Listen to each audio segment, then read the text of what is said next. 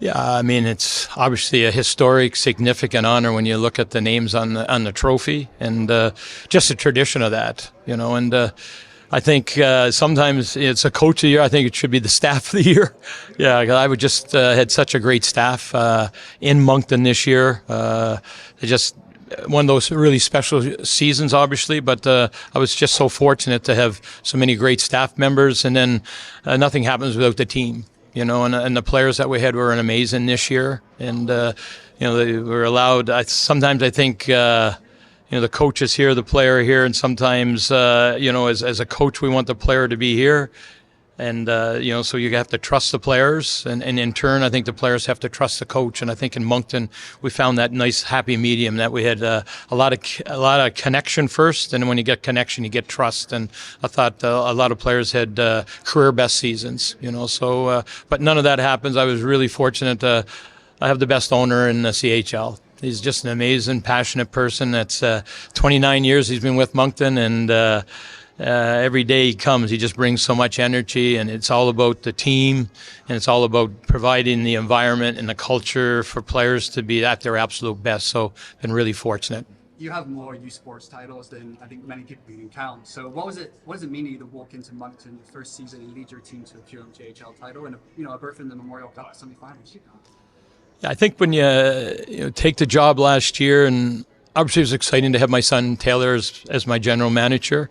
That's like a lifetime thrill to be able to work with your son. And then when we put the staff together, I think we gained some momentum. We've got some really, really great people and great hockey people. And then our first practice, I thought, oh, maybe we have something here, because the group just bought in. It may be a little bit different for them, but they've been amazing all year. They've bought in, they've trusted, and they've seen the results of it. And so that's, I think it's, you try to get better every day. I don't know if we would ever envision that we're going to end up where we did, but we try to be maybe the process. We talk about the micro rather than the macro, and we talked about trying to get better every day, everybody getting better every day. And we're fortunate. We had a lot of days, and a lot of days we did get better.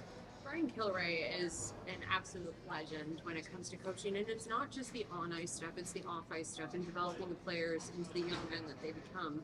Your name now is etched on that trophy. How do you emulate that Brian Kilray philosophy of on and off the ice? Yeah, I heard a lot of Brian Kilroy stories in my time at UNB, because we had several players that we recruited to UNB that had the good fortune of playing for Brian Kilroy, and I've read his book. I've lots of coaches that know him, coached against him, and certainly you said it. He's a legend, and I think it's humbling when you get that opportunity, and he created a standard for coaching in the CHL and longevity. I'm not sure if I'm going to be able to keep the longevity part at this stage of my career, but I think it's all about having standards and top-notch coaches like Brian Kilroy that the trophy's named after, and then the many coaches that have won this award. I think there's an obligation that there's a standard all these coaches have set as far as a coach, that type of thing. So it's humbling, but in the other way, it's very, very exciting as well. How much are you interested in? Well, certainly coaching two different levels now, but even exploring further on later in your career, maybe different levels of coaching? I got the opportunity, and I had a great career in Western Canada. I truly loved it. The opportunity to come to UNB, I said the first day at the press conference, this is my NHL. Yes. And I was fortunate to have a press conference in Moncton, and I just felt like I was in the NHL in Moncton. Like you walk in the building every day, the Avenir Center, it's like the NHL. You go into our video room, into our dressing room, you practice there. The staff that we had, they always say in the NHL, you just have to do your job, and that's what I felt. I had such a great staff. I just had to do my part of the job, and they did a significant part. So I got to hand them. Let's say it's a Staff of the Year award, but it's just been every day I walk in and be the coach of the Moncton Wildcats, I feel like I'm in the NHL. Gardiner, you touched on that earlier, but just going back to Taylor, just how special truly was that for you and your family to work together? Yeah, I don't know if you talked to me 14 months ago, wouldn't be in my wildest dreams. And just the way it worked out when I, had the initial conversations with Mr. Irving, and you tried to build the environment as your best, and you want to have your people in the environment. And I was so, as I said, so fortunate to get great people, some that were already there and some that we brought in. But when I talked to him, I said, listen, we're going to have to find a GM. And he said, well, I may be interested. And I was okay. And I was going to Finland for the under-18s, and I set up I phoned Mr. Irving before I left, and I said, we have a candidate as a general manager. And he asked, well, who's that? And I said, well, he'll give you a call.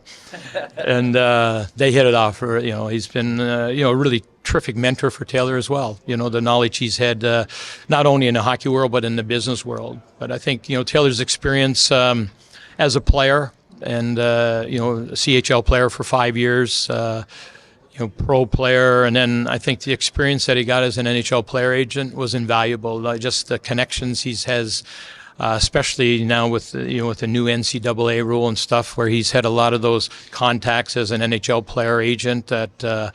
And he does a terrific job of collaboration, partnerships. Certainly with our team, his opening press conference was fluently bilingual, and I'm going, wow. I've been 24 years or 25 years in New Brunswick, and had I known I was going to live in New Brunswick for 25 years, I may have studied French, and because there's such passion for the French people in our province. But I think he's been amazing, and the acquisitions throughout the year. His first speech to our team at the beginning of the year, he said we have to be the tightest team. From his experiences, national championships at UNB, tight teams win, and we really spent a lot of time, growing our culture and growing the family. We talked about FOE, family over everything, and he'd done an amazing job of that for us. Coach, what's it like to teach and coach a player like Caleb did in Stanway? Yeah, I'm going to say special. Yeah, I was fortunate. I didn't know at the time, but I had a chance at the under-18 to get a chance to coach them, and it's a small segment, the under-18, and it's highly intense. You got to teach fast, and there's big games, and he did very well in the exhibition. That's all he was planned to play, and then unfortunately Roger McQueen got hurt, and Caleb had the opportunity to play a big role with their team. So I didn't know I was going to be his full-time coach in Moncton at that time, but it was really special. We had a lot of special guys on that team. He was one of them, and this year, just as I've said many times, he changes our team every day he walks in. He's got a tremendous personality.